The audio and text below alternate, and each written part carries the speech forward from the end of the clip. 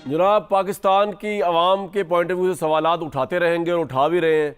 उसमें जो कुछ भी सुनना पड़े, बर्दाश्त करना पड़े, वो हमारी सकत है, कोई मसला नहीं। सराखों पे खाकान नजीब साहब, ये सिचुएशन जो चल रही है इकॉनमी की आपके ख्याल में कितने साल? देखें, पाकिस्तान की इस्टेब्लिशमेंट ने बहुत सेक्रीफाइस किया। अभी मेरे सामने डाटा है, पाकिस्तान का दिफाई बजट जो है वो जीडीपी के फीसद के हिसाब से 80 की दिहाई से ही मुसलसल कम होकर जीडीपी के सिर्फ 5.5% पे चला गया। और पाकिस्तान के दिफाई बजट में गुज़श्ता 5 साल में कोई इजाफा नहीं हुआ और इक़्तिसादी तौर पर सपोर्ट किया फौज ने कौम को। और ये मैं पिछले 5 साल से बता रहा हूँ आपको, जबकि हमारे मुकाबले में हिंदुस्तान और ये जिस तरह अपने आप को इक्विप कर रहे हैं, जो बजट जिस तरह बढ़ा रहे हो पाकिस्तानी फौज से, वो कई गुना ज़्यादा है। कंट्रीब्यूट बड़ा किया पाकिस्तानी फौजी फाउंडेशन, और इन्होंने कोई 100 अरब से ऊपर तो टैक्स पे किया इसके अंदर, जिसमें सबसे ज़्यादा आवाज़ हो जाती थी ये हो गया और वो हो गया। लेकिन इससे कब निकलेंगे हम बाहर? हमारी पॉलिटिकल गवर्नमेंट्स हमें कब और किस तरह निकालेंगी? 5 साल, 10 साल, 15 साल किस तरह निकलेंगे सर? कब देखते हैं आप ये बेकर ऑफ लाइट और होप? तो कामरान भाई, दो चीज़ें हैं, आपने बहुत दोनों की तरफ इशारा किया। एक तो यह है कि पाकिस्तान के इस बजट में एक्सपेंडिचर रिफॉर्म, यानी कि जो हम खर्चे करते हैं उसका एक इंटेंट ज़रूर दिखाया गया है। पर अगर आप देखें तो जो सब्सिडीज़ हैं उसी तरह 1363 अरब की हैं, पिछले साल से 30% बढ़ी हुई हैं। उसी तरह पावर सेक्टर और इनडायरेक्ट अभी भी मौजूद हैं। इंटेंट है कि डायरेक्ट ले जाएंगे इनकम सपोर्ट प्रोग्राम में। सो ये करें ताकि आप गरीबों तक डायरेक्टली पहुंच पाएँ, आप उन 10 मिलियन हाउस होल्ड्स पर पहुंच पाएँ। फिर दूसरी बात सबसे बढ़ के ये है, 2100 अरब के करीब दिफा है, 9775 अरब रुपए। I mean it's a mind boggling figure. ये आपका डेट सर्विसिंग है। सो अपने डेट की रीप्रोफाइलिंग करने की तरफ आगे बढ़ें, इसका कुछ ना कुछ करना पड़ेगा। शरह सूद को तोड़ें, कोई आपको ये नहीं बताएगा कामरान भाई, 1% शरह सूद अगर कम होती है ना 1%, सो सालाना 240 अरब रुपया सेविंग होती है। अगर 4% आज भी गुंजाइश है, मत IMF को कन्विंस करें इस बात पे। 4% तोड़ देंगे। डॉक्टर साहब, मैं ये जानना चाहता हूं, आप ये बातें सब बिल्कुल ठीक कह रहे हैं, इसमें अगर ये आज भी शुरू हो जाए प्रोसेस तो कितना अर्सा लग जाएगा आपके नजदीक? 10 साल, 15 साल, 20 साल, 25 साल? देखिए, नहीं, आई थिंक अगर आप ये शुरू करेंगे तो विद इन 5 इयर्स आप एक्सपेंडिचर का रिफॉर्म, पेंशन को, और आप एग्री कर रहे हैं सेनेटर फारुल्लाह साहब से कि इस वक्त महंगाई जो है वो 11% पे आ चुकी है और ग्राउंड पे भी ऐसे ही है? So can I explain it to everyone, senator साहब को भी, कि जब 38% के ऊपर 12% महंगाई होती है तो ज़रा सोचिए, तो लोगों को तो 60% 2 साल में महंगाई फील हुई है। सो ये बात दुरुस्त है, पर चूंकि बेस इफेक्ट बहुत था, उसके ऊपर 12%।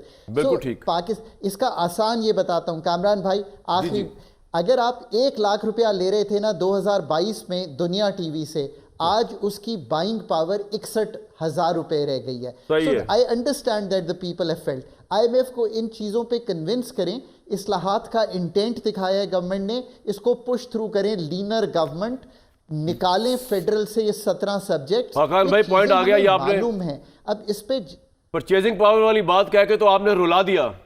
यकीन करें, ये जो आपने बात की ना, आंखों में आंसू आ गए होंगे, सिर्फ मेरे नहीं, पाकिस्तान के तमाम एंकर और साफियों के। मैं तो रो भी रहा हूं।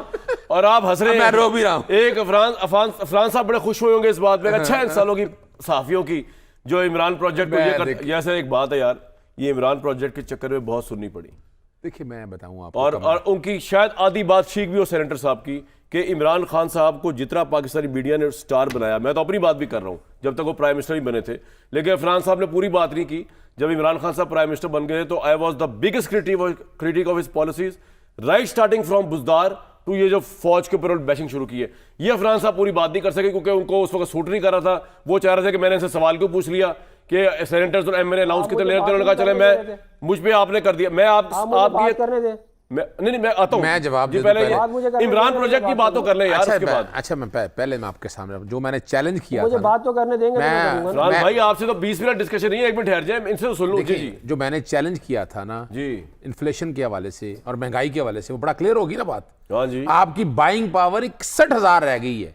डॉलर देखें, हमारे दौर में 170 था ना, आज कहां है? हम लेके आए हैं। ये लोग, इन्होंने बैठ के तबाही की इस मुल्क की। पेट्रोल आप उठा के देखे, पेट्रोलियम डेवलपमेंट लेवी कहां तक ले गए हैं।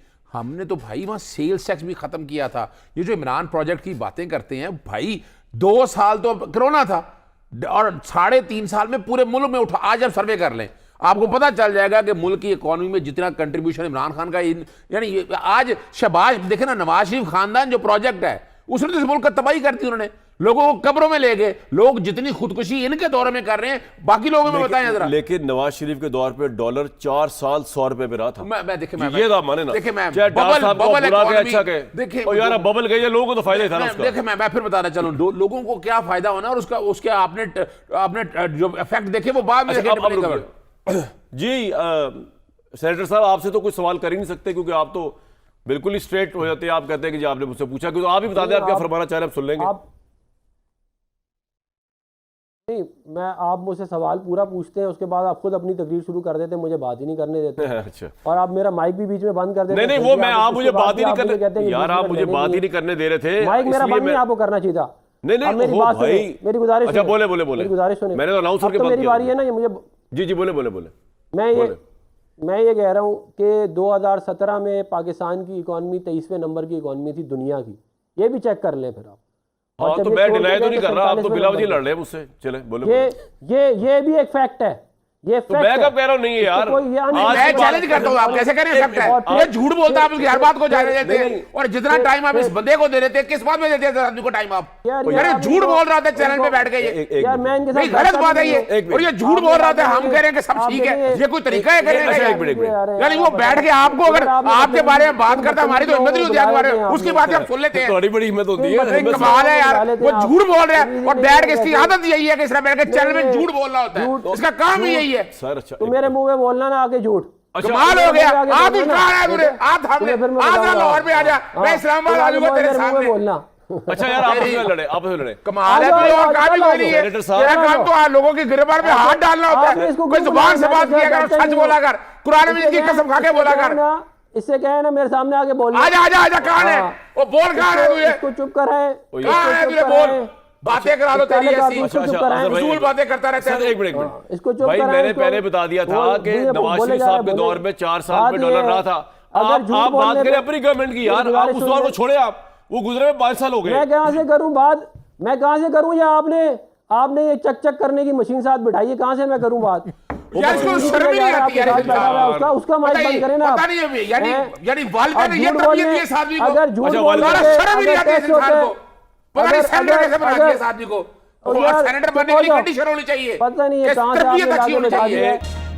जनाब जैसे आपको मैंने बताया था, इस हमें अप्रिशिएट करना चाहिए कि सोशल मीडिया पे ऐसे ऐसे घटिया ट्रेंड चले। पाकिस्तान का जो दिफाई बजट है, दोबारा बता रहा हूँ, गुज़िश्ता 5 साल में बढ़ा नहीं, और जो पाकिस्तान की जो फौजी फाउंडेशन वगैरह फर्टिलाइजर इन पे जो तरकीद करते हैं, मैं आपको बता रहा हूँ कि 1 अरब से ऊपर का टैक्स उन्होंने पे किया है, 100 करोड़ के करीब।